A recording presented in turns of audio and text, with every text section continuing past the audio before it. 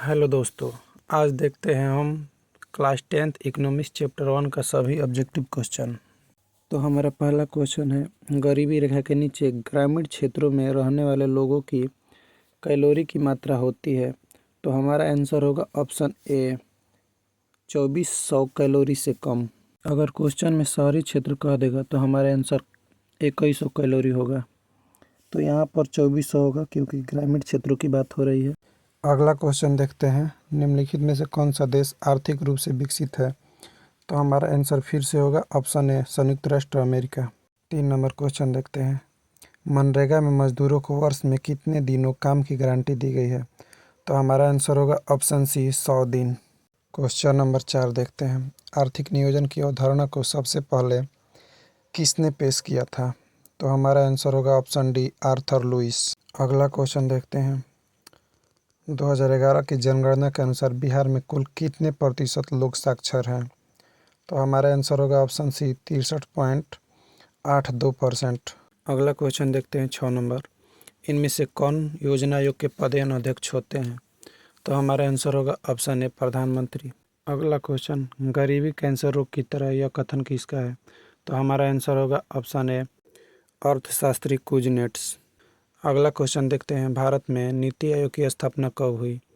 तो हमारा आंसर होगा ऑप्शन बी 1 जनवरी 2015। यह योजना आयोग को भंग करके बनाया गया था। 9 नंबर क्वेश्चन देखते हैं, प्रथम पंचवर्षीय योजना कब शुरू हुई थी। तो हमारा आंसर होगा ऑप्शन बी 1951। 1951 से 1956 तक प्रथम पंचवर्षीय योजना का कार्यकाल था। अगला क्वेश्चन देखते हैं 10 नंबर, निम्न को प्राथमिक क्षेत्र भी कहा जाता है। तो हमारा आंसर होगा ऑप्शन बी कृषि क्षेत्र। सेवा क्षेत्र को तृतीय क्षेत्र कहा जाता है और औद्योगिक क्षेत्र को द्वितीय क्षेत्र कहा जाता है। अगला क्वेश्चन, जिस देश की प्रति व्यक्ति आय अधिक होती है वह देश कहलाता है। तो हमारा आंसर होगा ऑप्शन बी विकसित देश। क्वेश्चन नंबर 12, कौन बीमारू राज्य नहीं है।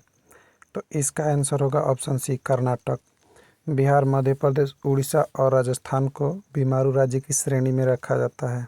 और क्वेश्चन में पूछ रहा है कि कौन बीमारू राज्य नहीं है, तो आंसर हो जाएगा कर्नाटक। क्वेश्चन नंबर 13, निम्न में से किस राज्य को पिछड़ा राज्य कहा जाता है। तो इसका आंसर हो जाएगा बिहार। बिहार राज्य को पिछड़ा राज्य कहा जाता है। अगला क्वेश्चन देखते हैं, योजना आयोग को भंग कर कौन सा आयोग बना। तो इसका आंसर हो जाएगा ऑप्शन ए नीति आयोग। मैंने पीछे भी इस क्वेश्चन को बताया था। क्वेश्चन नंबर 15, प्राथमिक क्षेत्र में कौन सी आर्थिक क्रियाएं शामिल है। ऑप्शन ए कृषि, ऑप्शन बी खनन, ऑप्शन सी पशुपालन, ऑप्शन डी इनमें से सभी। तो इसका आंसर हो जाएगा ऑप्शन डी इनमें से सभी। अगला क्वेश्चन देखते हैं, भारतीय योजना आयोग के प्रथम अध्यक्ष कौन थे। तो इसका आंसर हो जाएगा option C Pandit Jawaharlal Nehru. Question number 17, Bihar राज्य है। ऑप्शन ए उद्योग प्रधान, ऑप्शन बी पशुपालन प्रधान, ऑप्शन सी खनिज प्रधान या ऑप्शन डी कृषि प्रधान। तो इसका आंसर होगा ऑप्शन डी कृषि प्रधान। क्वेश्चन नंबर 18, हरित क्रांति किस क्षेत्र से संबंधित है। तो इसका आंसर होगा प्राथमिक क्षेत्र, क्योंकि हरित क्रांति कृषि क्षेत्र से संबंधित है और कृषि किस क्षेत्र से संबंधित है, तो प्राथमिक क्षेत्र। तो हमारा आंसर हो जाएगा ऑप्शन ए प्राथमिक क्षेत्र।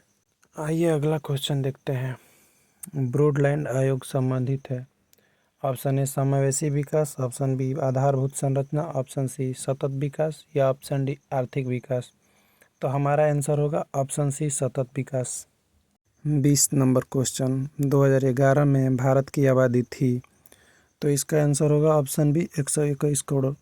2011 के जनगणना के अनुसार भारत की जनसंख्या कितनी थी। तो 121 करोड़। क्वेश्चन नंबर 21 देखते हैं, बिहार के विकास के बिना भारत का विकास संभव नहीं, यह किसने कहा। तो हमारा आंसर होगा option B doctor APJ Abdul Kalam. Doctor APJ Abdul Kalam ने कहा था कि बिहार के विकास के बिना भारत का विकास संभव नहीं है। क्वेश्चन नंबर 22, योजना आयोग का गठन कब हुआ। तो हमारा आंसर होगा ऑप्शन ए 15 मार्च 1950। इसके प्रथम अध्यक्ष पंडित जवाहरलाल नेहरू थे। अगला क्वेश्चन देखते हैं, कृषि विकास किस पंचवर्षीय योजना का उद्देश्य था। तो हमारा आंसर होगा ऑप्शन ए पहली पंचवर्षीय योजना का उद्देश्य था। पहली पंचवर्षीय योजना में कृषि पर बल दिया गया, दूसरी पंचवर्षीय योजना में औद्योगिकीकरण पर बल दिया गया और तीसरी पंचवर्षीय योजना का उद्देश्य भारतीय अर्थव्यवस्था को आत्मनिर्भर बनाना था। तो याद रखिएगा ये तीनों क्वेश्चन पूछता है। अगला क्वेश्चन देखते हैं, भारत का पहला मानव विकास रिपोर्ट किस प्रधानमंत्री ने जारी किया? तो हमारा आंसर होगा ऑप्शन बी, अटल बिहारी वाजपेयी। क्योंकि 2002 में, अप्रैल 2002 में भारत का पहला मानव विकास रिपोर्ट जारी हुआ था, तो उस समय हमारे प्रधानमंत्री कौन थे? तो अटल बिहारी वाजपेयी। क्वेश्चन नंबर 25 देखते हैं, सतत विकास की अवधारणा किसने दी? तो हमारा आंसर होगा ऑप्शन ए, ब्रूडलाइन आयोग। अगला क्वेश्चन देखते हैं, भारत की पहली मानव विकास रिपोर्ट कब जारी हुई? तो हमारा आंसर होगा ऑप्शन सी, अप्रैल 2002। अप्रैल 2002 में भारत की पहली मानव विकास रिपोर्ट जारी की गई थी। क्वेश्चन नंबर 27 देखते हैं, पीसी महालनोबिस की अध्यक्षता में क्या गठित हुआ? तो हमारा आंसर होगा ऑप्शन सी, राष्ट्रीय आय समिति का गठन पीसी महालनोबिस की अध्यक्षता में किया गया था। अगला क्वेश्चन देखते हैं, कोयला और बिजली उत्पादन किस क्षेत्र में आते हैं? तो हमारा आंसर होगा ऑप्शन बी, द्वितीयक क्षेत्र। कोयला और बिजली द्वितीयक क्षेत्र का हिस्सा है।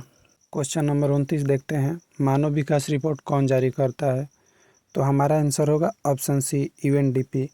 यूएनडीपी का फुल फॉर्म होता है यूनाइटेड नेशन डेवलपमेंट प्रोग्राम, जिसे हिंदी में कहा जाता है संयुक्त राष्ट्र विकास कार्यक्रम। याद रखिएगा, यह भी क्वेश्चन पूछता है। अगला क्वेश्चन देखने से पहले कुछ संस्था और उसके फुल फॉर्म देख लेते हैं, जैसे कि यूएनओ। यूएनओ का फुल फॉर्म होता है यूनाइटेड नेशन ऑर्गेनाइजेशन, जिसकी स्थापना 1945 ईस्वी में हुई थी। अगला UNDP, United Nation Development Programme, जिसकी स्थापना 1965 ईस्वी में की गई थी। अगला डब्ल्यूटीओ, जिसकी स्थापना 1995 ईस्वी में की गई थी, इसका फुल फॉर्म होता है वर्ल्ड ट्रेड ऑर्गेनाइजेशन। अगला डब्ल्यूएचओ, वर्ल्ड हेल्थ ऑर्गेनाइजेशन, जिसकी स्थापना 1948 ईस्वी में की गई थी। अगला आईएलओ, जिसे इंटरनेशनल लेबर ऑर्गेनाइजेशन कहा जाता है, जिसकी स्थापना 1919 ईस्वी में की गई थी। तो ये सभी याद रखिएगा, आप लोगों के लिए महत्वपूर्ण है। 30 नंबर क्वेश्चन देखते हैं, 11वीं पंचवर्षीय योजना की अवधि क्या है? तो हमारा आंसर होगा ऑप्शन सी, 2007 से 2012। आइए सभी पंचवर्षीय योजना का कार्यकाल देख लेते हैं। तो पहली पंचवर्षीय योजना 1951 से 1956, दूसरी पंचवर्षीय योजना 1956 से 1961, तीसरी 1961 से 1966, फिर 3 साल के बाद 1969 से 1974, और पाँचवीं पंचवर्षीय योजना 5 साल की नहीं 4 साल की थी, तो 1974 से 1978। छठी पंचवर्षीय योजना 1980 से 1985, सातवीं पंचवर्षीय योजना 1985 से 1990, आठवीं 1992 से 1997, नौवीं 1997 से 2002, 10वीं 2002 से 2007, और 11वीं पंचवर्षीय योजना 2007 से 2012, और लास्ट पंचवर्षीय योजना 12वीं का कार्यकाल था 2012 से 2017।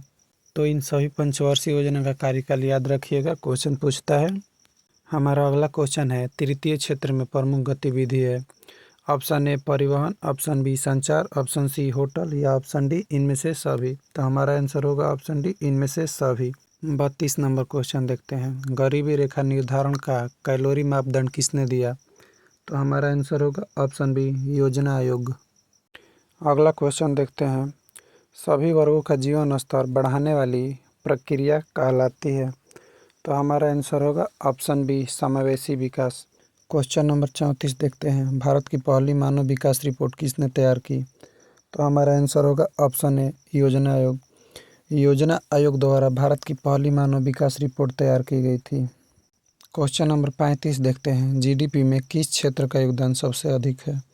तो हमारा आंसर होगा ऑप्शन सी, तृतीयक क्षेत्र, जिसे सेवा क्षेत्र भी कहा जाता है। जीडीपी का full form gross domestic product होता है, जिसे हिंदी में सकल घरेलू उत्पाद कहा जाता है।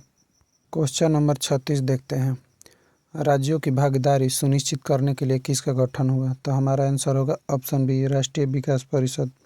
राष्ट्रीय विकास परिषद का गठन राज्यों की भागीदारी सुनिश्चित करने के लिए किया गया था, जिसका गठन 6 अगस्त 1952 ईस्वी में किया गया था। क्वेश्चन नंबर 37 देखते हैं, 2011 में जनसंख्या के अनुसार भारत का स्थान क्या था? तो उस समय हम किस स्थान पर थे? तो द्वितीय स्थान पर थे। तो ऑप्शन क्या होगा? बी। अगला क्वेश्चन देखते हैं, निम्न में से क्या आर्थिक गतिविधि नहीं है। आर्थिक गतिविधि का मतलब होता है धन कमाने के लाभ से किए गए कार्य को आर्थिक गतिविधि कहते हैं। ऑप्शन ए में दिया है कृषि, कृषि भी तो किसी लाभ के लिए किया जाता है। ऑप्शन बी में संचार, संचार भी किसी लाभ के लिए किया जाता है। ऑप्शन सी में दिया है गरीबी, गरीबी इसी का आंसर क्या होगा, गरीबी, गरीबी किसी लाभ या हानि के लिए नहीं होता है, गरीबी गरीबी होता है। क्वेश्चन नंबर 39, मानव विकास सूचकांक किन पर आधारित है। ऑप्शन ए शिक्षा, ऑप्शन बी स्वास्थ्य, ऑप्शन सी आय या ऑप्शन डी सभी। तो हमारा आंसर होगा ऑप्शन डी सभी। क्वेश्चन नंबर 40 देखते हैं, बिहार के विकास में बाधा क्या है। ऑप्शन ए गरीबी, ऑप्शन बी बेरोजगारी, ऑप्शन सी बाढ़, ऑप्शन डी सभी। तो हमारा आंसर होगा ऑप्शन डी सभी। बिहार के विकास में ये सभी बाधा है। क्वेश्चन नंबर 41 देखते हैं, किस देश का HDI भारत से बेहतर है। तो हमारा आंसर होगा ऑप्शन बी श्रीलंका। HDI को इंग्लिश में ह्यूमन डेवलपमेंट इंडेक्स कहते हैं, जिसका हिंदी होता है मानव विकास सूचकांक। याद रखिएगा, आपके लिए महत्वपूर्ण है। अगला क्वेश्चन देखते हैं, प्रथम मानव विकास रिपोर्ट किसके निर्देश में बनी। तो हमारा आंसर होगा ऑप्शन सी महबूबुल हक। क्वेश्चन नंबर 43 देखते हैं, अर्थव्यवस्था आजीविका अर्जन की प्रणाली है, किसका कथन है। तो हमारा आंसर होगा ऑप्शन बी ब्राउन केन्स। अगला क्वेश्चन देखते हैं, सामाजिक अर्थव्यवस्था का गुण है। तो इसका आंसर होगा ऑप्शन सी सामाजिक कल्याण। सामाजिक कल्याण सामाजिक अर्थव्यवस्था का क्या है, तो गुण है। 45 नंबर क्वेश्चन देखते हैं, प्रति व्यक्ति आय निकालने का सही सूत्र क्या है। तो हमारा आंसर होगा ऑप्शन ए देश की कुल आय में देश की कुल जनसंख्या से भाग देने से जो भागफल प्राप्त होता है उसे प्रति व्यक्ति आय कहते हैं। तो हमारा आंसर होगा ऑप्शन ए कुल आय भागा कुल जनसंख्या।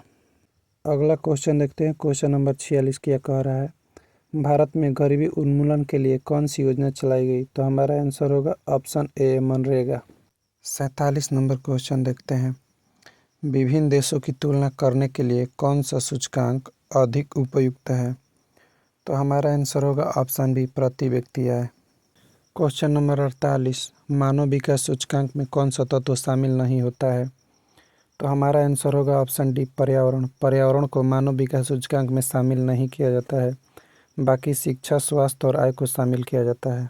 49 नंबर क्वेश्चन देखते हैं, भारत में आर्थिक विकास को मापने के लिए सबसे अधिक किसका उपयोग किया जाता है। तो हमारा आंसर होगा ऑप्शन ए प्रति व्यक्ति आय। प्रति व्यक्ति आय का उपयोग सबसे अधिक किया जाता है भारत में आर्थिक विकास को मापने के लिए। 50 नंबर क्वेश्चन देखते हैं, भारत के पड़ोसी देशों में से किस देश की प्रति व्यक्ति आय सबसे अधिक है। तो इसका आंसर होगा ऑप्शन सी श्रीलंका। श्रीलंका का प्रति व्यक्ति आय भारत के पड़ोसी देशों में से सबसे अधिक है। तो ये था हमारा लास्ट क्वेश्चन। ऐसे ही टॉपिक वाइज वीडियो के लिए हमारे चैनल को सब्सक्राइब करें।